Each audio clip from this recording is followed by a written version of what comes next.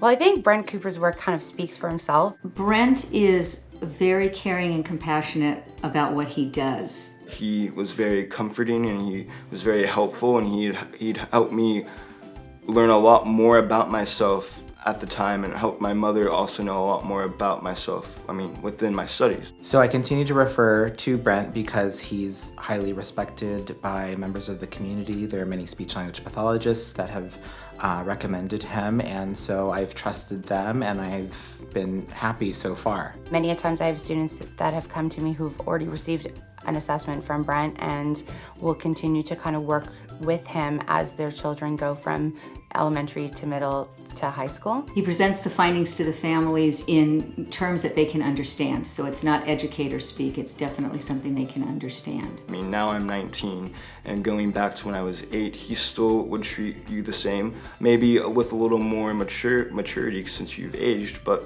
it's still the same Brent, very nice and easygoing, and will always be there for you for help with anything. Very fun, approachable.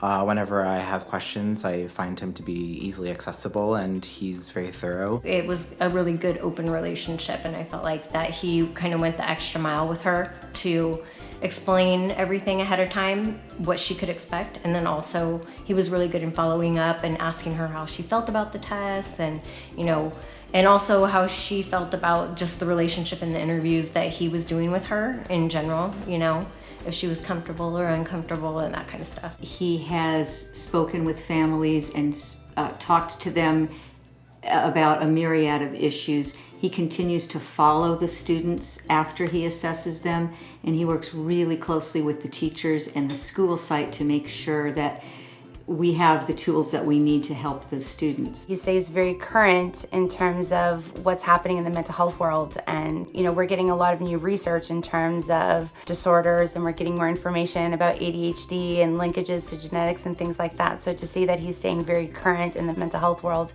is very exciting. He's probably the most qualified person in the Valley to help these families.